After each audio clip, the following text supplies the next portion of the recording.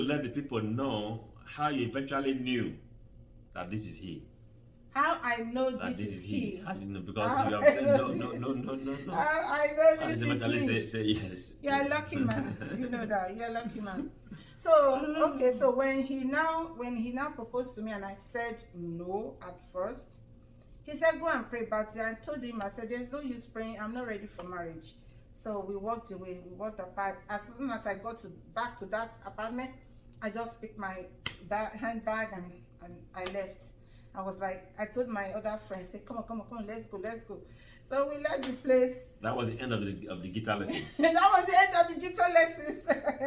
So I started avoiding him, so he will not, we won't see. But there was no way I could avoid it because we are together in the choir. Sometimes I'm singing solo, he's playing the guitar, so we are always connecting and working together. So there was no way I could avoid him. So we went on like that, and then one day we're still having our prayer meetings, having our Bible studies and all of that. And so this day I now decided, before I decided to pray, I just found out that I was having this butterfly for this guy. There was something that was clicking. Which was never there before. Never there before. For any of those other guys, okay. Something was clicking. I mean, now it's not like if I don't see him, I can't sleep. If I don't see him, or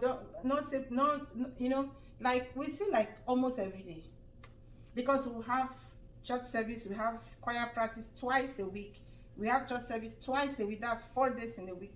We have prayer meeting, we do every Saturday early morning. We have another, program. So we see virtually every day. So when I get to church and I don't see him, my mind is like, oh, where is he? I'm like, Lena, you're in love. You're falling in love with this guy. So I was now longing for him. There was this longing in my soul, longing in my heart. I want to see more of him. I want to see him. I was now comfortable talking with him. When we talk. I'm like, who is this guy? In my mind, I'm like, who is this guy? But at that time, you didn't say yes to me yet. No, I didn't say yes. You were still playing a hard one. Yeah. And I think you asked me like up to 6-7 times when I still say no. He keeps coming to me. And every time, every like opportunity he sits with me, he comes to me and says, hey, how far? What's the update? I say, no show. Still no. Then after sometimes I wasn't now saying, no, neither yes. That was I say yes. I was like, So then I now just discovered that, look, I am in love with this guy. So I now went to God in prayers. I said, God, I'm in love with this guy, but there has been a prophecy that I'm going to marry a minister of the gospel, and this man is not a minister. So I'm confused. I don't know what to do. So that night I slept. That very night? That night I slept and I had a dream. See, if you don't believe in dream, believe this. God speaks to us, to people in dreams. Yeah, that's one. Especially me. God speaks to me in dreams. It is true. Everybody around me knows that if I dream about you, about something, it's going to be like that. If it's positive, it will come to pass. If it's negative, you better pray and to cancel it, or that you will see a sign of it. So I dreamed, I'm like, here was the dream. I was running a race, and there were tracks, track lines. But I didn't see where I started. But I just found myself running this race in that dream. And there was somebody, a man who was running this, on the next track to me, beside me. We're like running the race together. And we're so happy together. We're so happy together. And then I looked at his face. It was you. And then we ran and ran, and then stopped on a point. We ended up on a point. So it was a geographical location. And then when I look, something just said, look at where you're standing. And I looked at it, I saw that it was the globe of the earth. We're standing on top of the On earth. top of the earth. It was like the globe, the map of the earth. Yes. And we're standing on, you see how the globe, the map of the earth, Yeah, the way it's round. was like how they make into like a round ball. Yes, like a round ball. Exactly, that was what I saw. But it was big and huge, and we're both standing on it. And then we were just like so happy. So it's like we're just standing on that thing. It was a map.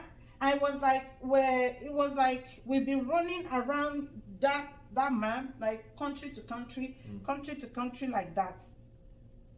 And then I woke up. I was still young. I didn't know the meaning of dreams. Let me interject here. Talking about that dream has been fulfilled to a large extent. We have gone together to preach in many countries. Nations. In Ghana, in Europe, in Asia, here in America, in Singapore, like that. We've gone to many nations together to preach the gospel. So you see, dreams. And that time, he was just an engineer. I was not a a pastor. Not a pastor. Not a pastor. I was a secretary, not a pastor. But I knew I had a calling. I knew I was going to be preaching. And I knew these things. I wrote them down even before I met you. When I met you, we shared our books together. They were similar. Our book of Revelation. I had a notebook big like that I wrote things that was happening in my life. I wrote in that book. Then you also had one almost similar book. Then yes. when we compare, when the time I now said yes to you, and then we started talking intimately that was when I now discovered, so this man is actually God sent to me.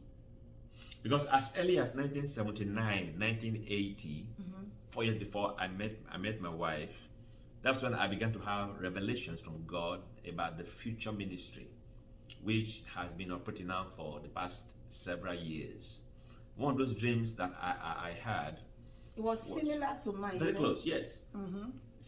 I saw that I was on the air, suspended, looking down, and beneath me was all the nations of the earth, just like what you saw. So I saw myself lying down on the face of the earth. My hands were stretched, my feet stretched backwards, my fingertips were at one edge of the globe, and my toes at the other end of the globe. And the whole nations of the earth were under me. I was looking at nations from one to the other. Any nation I will turn my eyes to, a beam of light will shine upon that place, like that. So I had this before I even met you. And you wrote it down. Yes, I have written that. I wrote mine down. So when so at this time I'm like, okay, it's like I am not making any mistake. It sounds foolish, it looks foolish. It doesn't look that this is what I really wanted, but I love this man. So, and I just want to marry him because of love. But God also showed me and confirmed to me that, hey, God didn't say marry him. God didn't say this is your husband. But I could interpret with what I saw that we are going to be working together. You also had another dream. Yeah. That December 1984, where you saw, we were very young and tiny, but you saw that we were grown and we were big and we were having crusade together. Yes. You remember that? Yes. And that we were praying for people together at the same time. Mammoth crowd of people were there, we were praying for them. That's before then she thought I was not a pastor, which I was not at that time. God now showed her the future. Yes. That this man is really a minister, and together with him, you are going to touch lives around the world. Then there was another one I saw that we're laying blocks. Okay, I remember that. We're laying blocks. Like building a house. Yeah, like building a house. We will put a block on top of another. We're building this big, house. supernaturally, So, so I was like, okay. I think I am convinced enough. So, this day I was just in my apartment. Then there was no phone, okay, no cell phone. He just showed up.